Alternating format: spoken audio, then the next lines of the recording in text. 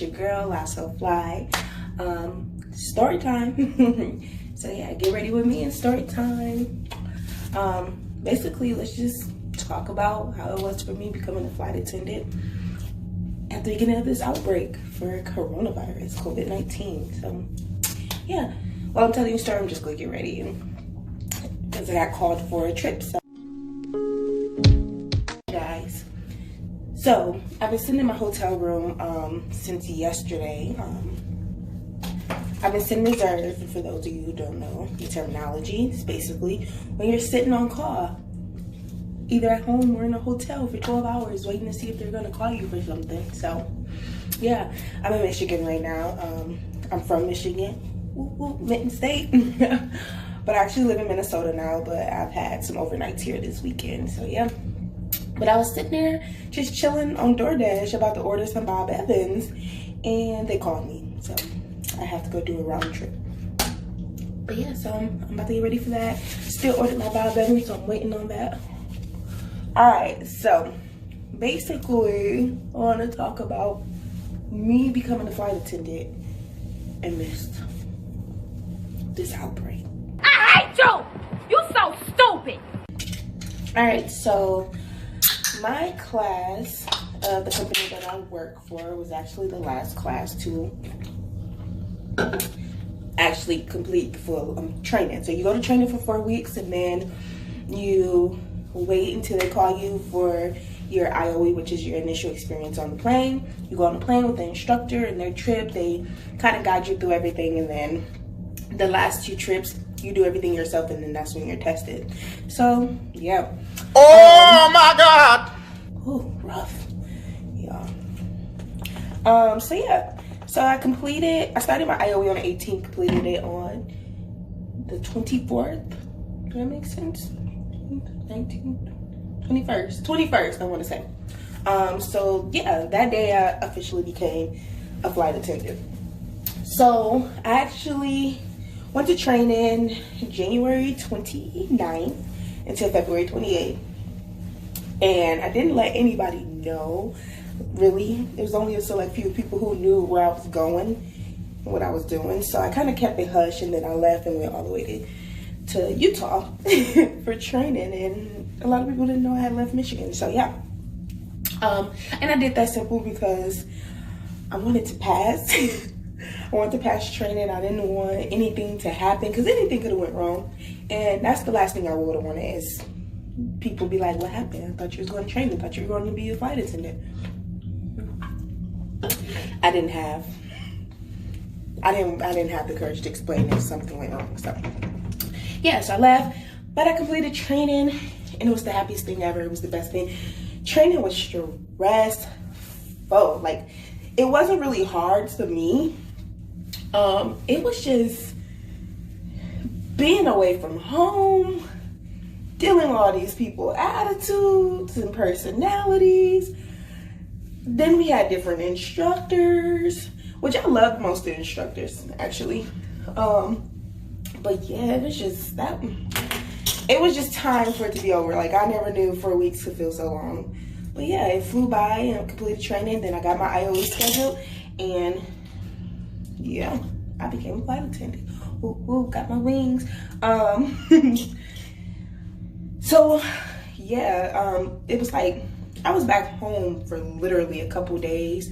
Right after training, I went to Chicago with my boyfriend, and then came back home on, I want to say, Monday.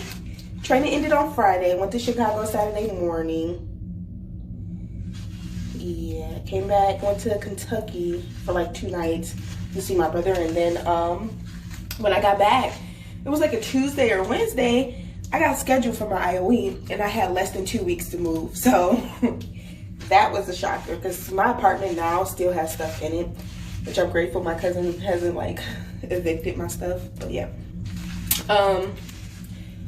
so yeah, I still have stuff in my apartment because I really didn't have the opportunity, and I have a lot of clothes and shoes. So yeah, I had less than 2 weeks to move to Minnesota. Yeah, I am ashy a little bit. Anyway, from where I live in Michigan, Minnesota, was a 10.5-hour drive. So me and my mom packed up my car with as much stuff as possible because I don't have my own apartment. I stay in a crash pad right now. Packed up my stuff and we drove to Minnesota Sunday morning. It was a very long drive. I drove most of the way, and I'm not a big fan of driving, so that was tough. But yeah, we drove there, stayed in the hotel for about 3 nights, and came back to Michigan to start my first trip. So yeah, that was fun. It went great. I had a really great instructor. I had a great crew overall. It was pretty fun, you know. At this time, this outbreak had just started happening, so we weren't really sure what was going on and what was happening next. I just know that our planes was less than usual. We had less than usual passengers.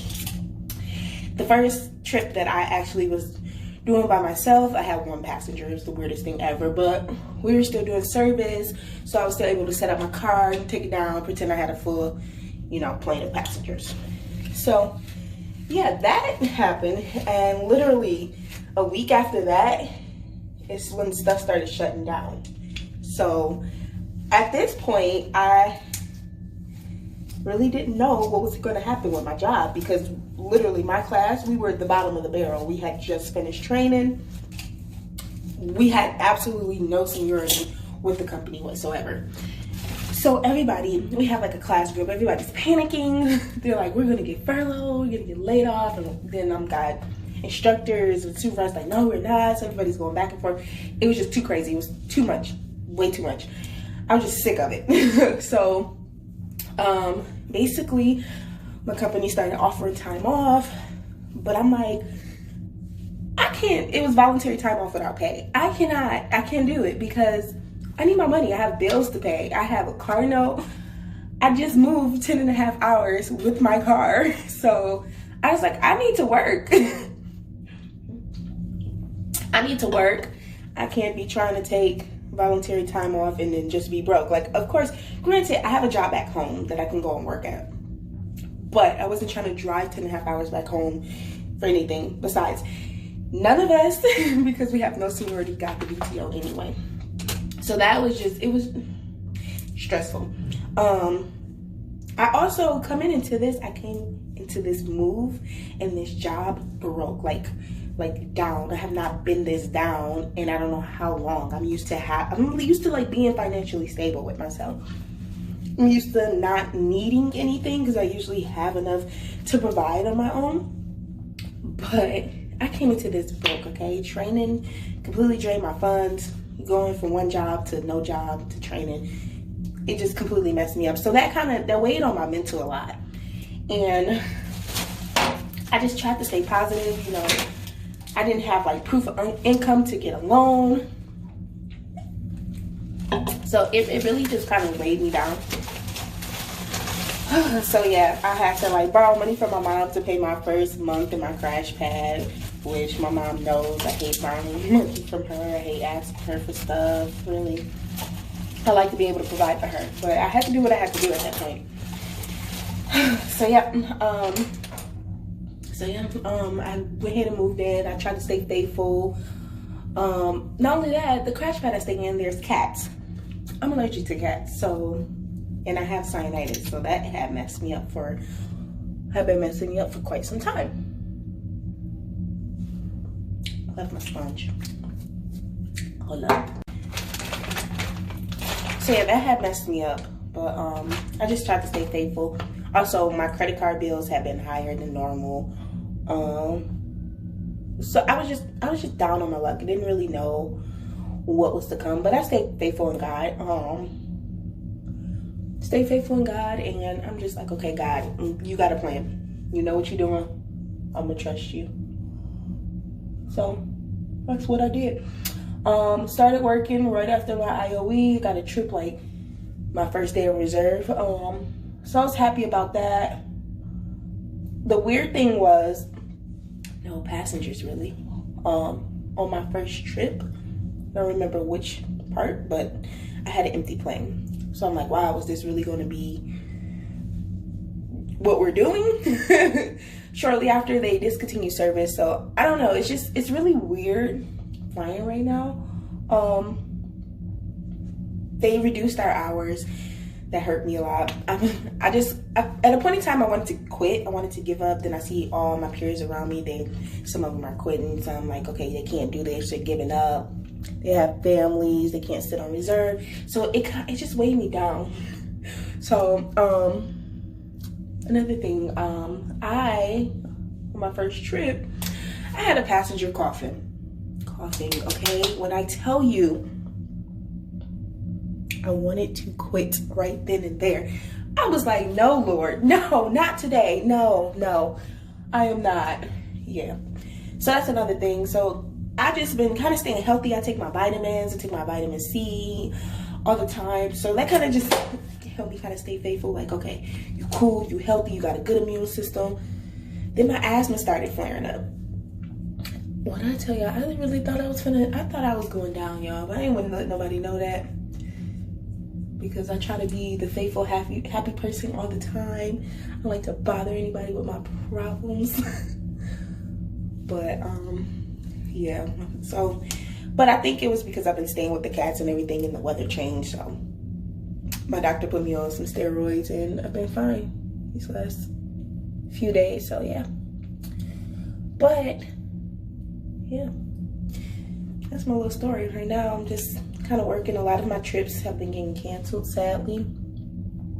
It's sad because I want to work. I want to get the experience in. I have all these overnights. I've had overnights in Texas, and I can't do anything, like, because everything's shut down. I can't go exploring, go to restaurants, anything. It's all shut down. Most of the pools in the hotels are shut down, so that's kind of terrible. But I'm sure, like, when everything opens up, I'm sure this is going to be the perfect job for me. I don't really view it as a job, actually. I've always wanted to be a flight attendant. So it was really something for me when I got hired, I got my job offer, and then actually going and completing training. So that has been a milestone for me. So, but I'm going to start vlogging. I'm going to start posting more videos. Like, comment, share, subscribe. Let me know what y'all want to know, what y'all want to hear, what y'all want to see. I'll try to do my best to post. Cut on post notifications and yeah.